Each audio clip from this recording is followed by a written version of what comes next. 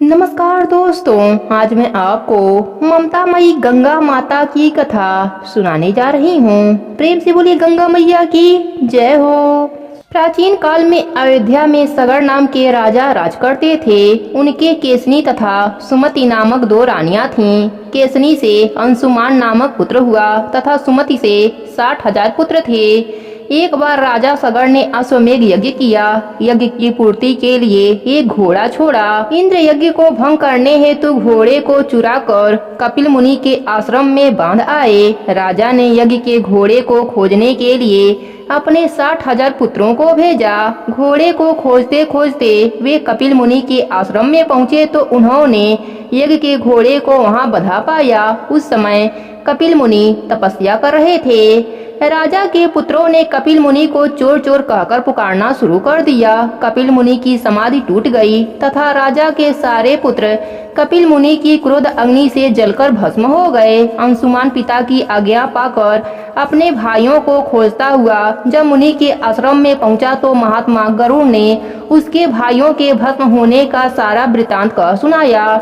गरुड़ जी ने अंशुमान को यह भी बताया कि यदि इनकी मुक्ति चाहते हो तो गंगा जी को स्वर्ग से धरती पर लाना होगा। इस समय अश्व को ले जाकर अपने पिता के यज्ञ को पूर्ण कराओ। इसके बाद गंगा को पृथ्वी पर लाने का कार्य करना। अंशुमान ने घोड़े सहित यज्ञ मंडल में पहुंचकर राजा सगर से सब वृतांत कह सुनाया। महाराज सगर की मृत्यु के पश्चात अंशुमान ने गंगा जी को पृथ्वी पर लाने के लिए तप किया, परंतु वह असफल रहे। इसके बाद उनके पुत्र दिलीप ने भी तपस्या की, परंतु वह भी असफल रहे। अंत में दिलीप के पुत्र भगीरथ ने गंगा जी को पृथ्वी पर लाने के लिए गोकर्ण तीर्थ में जाकर कठोर तपस्या किया। तपस्या करते करते कई वर्ष बीत गए। तब ब्रह्मा जी प्रसन्न हुए तथा गंगा जी को पृथ्वी लोक पर ले जाने का वरदान दिया। अब समस्या यह थी कि ब्रह्मा जी के कमंडल से छूटने के बाद गंगा जी के बेग को पृथ्वी पर कौन संभालेगा। ब्रह्मा जी ने बताया कि भूलोक में भगवान शंकर के अतिरिक्त किसी में यह शक्ति नहीं है जो गंगा के बेग को संभाल सके। इसलिए उचित यह है कि गंगा जी का वेग संभालने के लिए भगवान शिव जी से अनुग्रह किया जाए। महाराज भगीरथ ने एक अंगूठे पर खड़े होकर भगवान शंकर की आराधना करने लगे। उनकी कठोर तपस्या से प्रसन्न होकर शिव जी गंगा जी को अपनी जटाओं में संभालने के लिए तैयार हो गए। गंगा जी जब देवलोक से पृथ्वी की ओर बढ़ी तो शिव जी ने गंगा जी की धारा को अपने जटाओं में समेट लिया। कई वर्षों तक गंगा जी को जटाओं से बाहर निकालने का पथ न मिल सका।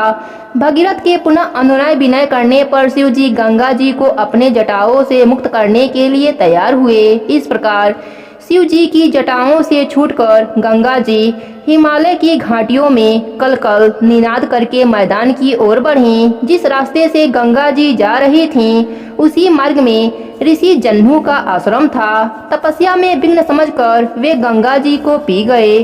भगीरथ के प्रार्थना करने पर उन्हें पुनः जांग से निकाल दिया। तभी से गंगा जन्हू पुत्री का जाह्नवी कहलाई। इस प्रकार अनेक स्थलों को पार करती हुई जाह्नवी ने कपिल मुनि के आश्रम में पहुंचकर सगर के 60,000 पुत्रों के भस्म अवशेषों को तार कर मुक्त किया। उसी समय ब्रह्मा जी ने प्रकट होकर भगीरथ के कठिन तप तथा सगर के 60,000 पुत्रों के अमर होने का वर दिया तथा घोषित किया कि तुम्हारे नाम पर गंगा जी का नाम भगीरथ होगा। अब तुम जाकर अयोध्या का राज संभालो। ऐसा कहकर ब्रह्मा जी अंतर ध्यान हो गए। गंगा मैया की कथा सुनने से गंगा स्नान का फल प्राप्त हो जाता है। प्रेम से बोलिए गंगा मैया की जय हो।